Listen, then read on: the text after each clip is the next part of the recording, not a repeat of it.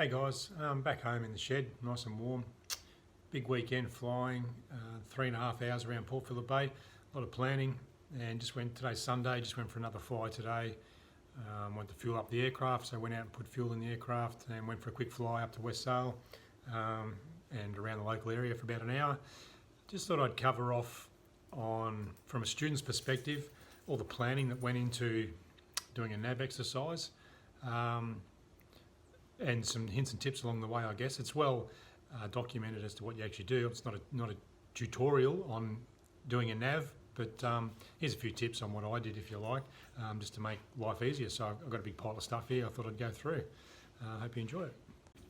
All right, so start off here just with, took along some spare batteries for your headset and your instructor. You've got to look after your instructor. Make sure that he's got all, got his gear sorted and he's comfortable. So some batteries, and you see I've got a big folder full of stuff here. The whiz wheel, took along the whiz wheel, and that's for all your diversions, airspeed, etc. Best planning goes really well. If I can get this out one-handed.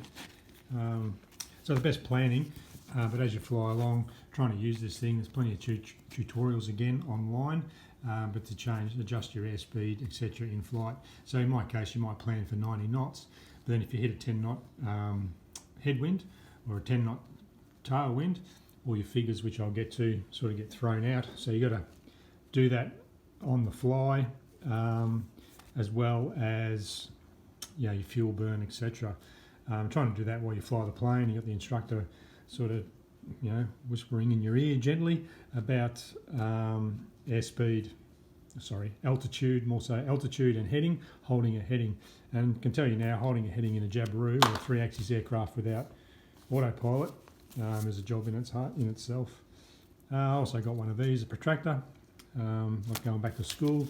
I think I've got another protractor in here, which was a little bit easier. This one here, once again, if you're doing this stuff, you sort of know how to use a protractor. But up to the north for all your diversions, etc., and work out which direction you're going to fly. It sounds pretty easy while you're sitting here in a nice comfy shed, but trying to do it while you're flying along with conditions and turbulence and hills coming up, can be a bit stressful. So if you get yourself organised, although this doesn't look too organised, but that was all within reach and nice and easy. I also wore this knee pad thing here, so on my leg, on the way I set up the aircraft, I'd actually fly with my right hand, throttle on the left, which meant while I'm flying the aircraft with my pencil, you sort of have to either learn how to write left-handed or let go of the control column and quickly scribble down what you had to do. So this all started off nice and neat. So this is the running flight plan just from the RA Oz Australia. Basically with where I was planning to go, bear in mind you're going to have probably some diverts along the way. Your lowest safe altitude that you could fly at, taken off the maps, and like I said before, your airspeed. So I estimated at 90 knots. That's going to change with your wind. I marked in red, which is a good little thing because your initial heading's not going to change. So I put that down in red. Get up early on the date of your flight and put in the winds. So that changes, hourly basically, but you manually put in all your winds and then you make your adjustment. So I don't know if you can see here. So heading of 169 with a wind of 013 at 20 knots. So we had 20 knot northeaster. So instead of flying 169 on that particular leg, you actually fly a heading of 166. Where's a bigger example? Up the top there, 277 with a wind of 005 at 13 knots.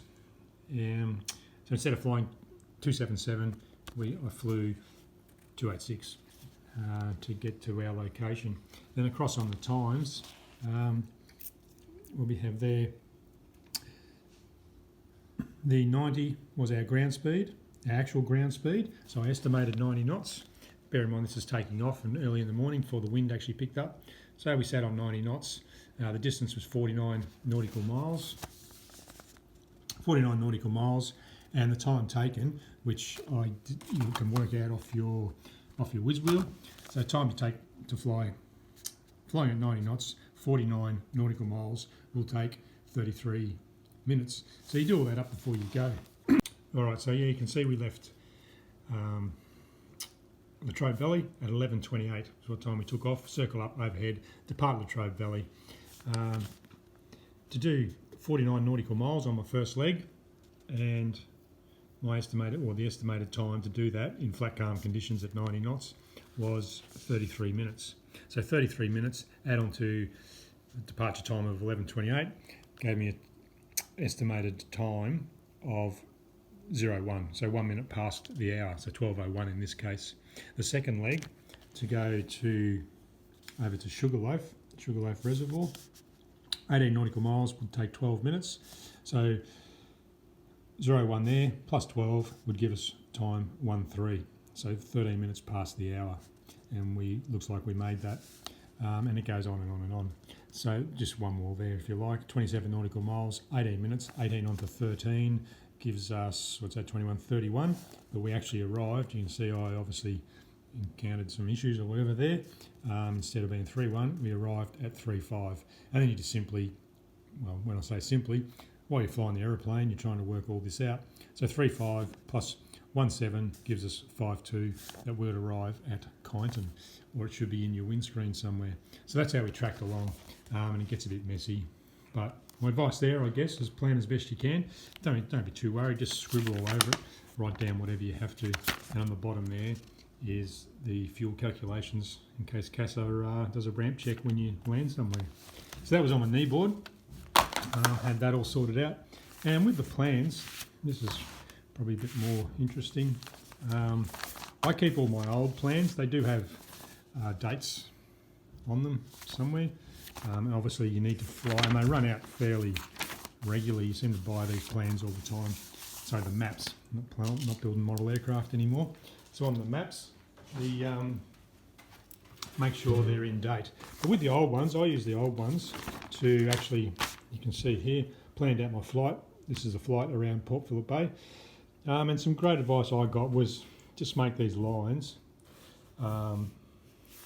fairly big and clear. So if you found this map, it's pretty obvious where I'm going to go. On the day I just scribbled on there northeasterly wind directions. Might sound simple while you're standing here at the table, but when you're up in the air following your track, etc., that's just, you don't just take one less thing to sort of think about, I guess, especially if you get active diverts or you need to do an emergency landing into a paddock. You've sort of got the wind direction already drawn on the map. Also, as you track along, I put the 10 nautical mile marks, not from where you left, but from count back from where you're tracking to. So in this case Cockatoo, 10 nautical miles, 10. So you can do a quick calculation. The instructor, asks you how far to go. You've got 1, 2, 3, 30 nautical miles to Cockatoo. Also on the side, I just make it quite clear, Melbourne Centre, the frequency, the radio frequency that I've dragged down from, if you know how the maps work, be up here. What do you got? 1224, green line, it's over the page, Melbourne Centre, 1200. So rather than unfold the map, I know when I cross this line, theoretically, I change frequencies to Melbourne Centre on 120. Also, like on our flight plan sheet, I'm in the red. I use my sort of zero wind heading or track, 277. But for today, in those winds, it was actually 286. So we had to track with our nose to the north to fly a straight line. What I should do is get one of from my F3A days. Got a nice aeroplane. So you're tracking along and holding that track, but the actual track is something like that, so you can fly along and get to your location. What else can I tell you on the map? So yeah, I used just simple things to remember. Circle is my compass, like a heading. It's also 3 digits, and I just scribbled the distance on the side. So on this particular leg, 49 nautical miles, heading 286, and then on our sheet over here, it gives us the time. As you fly through around Melbourne airspace, if you're not familiar, this is like an inverted wedding cake, so the airspace gradually steps down as you get closer to Melbourne, and we flew up through the VFR route. So starting to dribble on a bit, but the key point out of that, I guess, is I plan on one map, one flight, basically destroy the map. However, I keep the old maps because now if I was to plan another flight today, I would, because you're going to make a mistake or you find a different, better way to go. But you think you've got it, so you scribble on your map. So I use this one to scribble, so pick a colour, blue or something like that. Plan your new task, make a few mistakes, then you go and buy yourself the up-to-date brand new map and scribble on it. Don't be afraid to spend a bit of money. I think they're like $10 a map, and draw all over them. But keep the old ones so you can scribble on them. Also, I noticed that there, maps come folded, and everyone knows trying to fold up a map again is pretty hard. But make it easy for yourself. So you can see how I had this initially. You could potentially start off just with that on your knee. Then as you track along, open it up and make it easy for yourself as you fly along. So you can, the map's well worn, and fold it against the grain if you like, to make it fit and make it a lot more usable. Oh, one thing I did forget. So as you do fly along, there's my pencil, and you get to a certain point, pretty basic sort of stuff, but you get to a known point. Bear in mind we're flying along without any electronics or Oz runways or anything like that, just using a pencil and a ruler and the map for the training. So we get to this location here, write it out here, and time is 2:08. Just write the time. So if you get lost, you can obviously come back to that point, and you know that that's where you were at 2:08. I also, I guess, where's a bigger map? So on the VNC around Melbourne, a lot more detail, but it's the same track if you look. So there's the VTC, I think it is, if I got the terminology right, and the VNC around Port Phillip Bay. So it gets up closer as you get around the airspace around Melbourne. Where I was going with that is, what I did discover was, don't get too sexed up in all the detail, I guess, but things like lakes stand out really well. I know if you've flown before, this is all fairly numpty sort of stuff. Instead of looking for, I don't know, a church or a silo, every paddock has a silo in it, but out this way particularly, lakes, really good. They sort of gleam in the sun and stand out. However, some of them can be dried up. And power lines, things like power lines are good. It's a pretty obvious one running to the northeast here. So you cross those. And then obviously, being a Victorian myself, cross the good old Hume Highway. I think that one is there. And it's pretty cool when you do fly over roads that you've driven yourself. So the major things that stand out. Another good one that I found while I was flying along down towards south of Bacchus Marsh towards Geelong was Barwon Prison. Just standing out in the middle of nowhere where they put all those misbehaved people, I guess.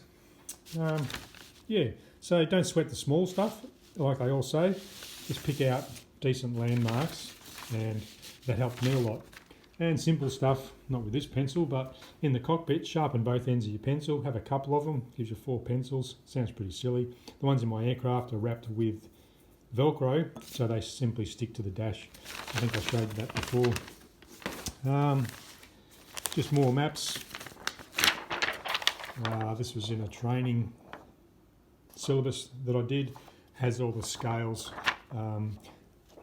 To mark the 10, just simple map reading stuff, I found the easiest way to mark like your 10 nautical mile things. If you go to the scale, I won't bother finding the scale now, but if you just get a bit of paper and make your 10 nautical mile increments and then transfer those onto your map and mark your map out with the increments.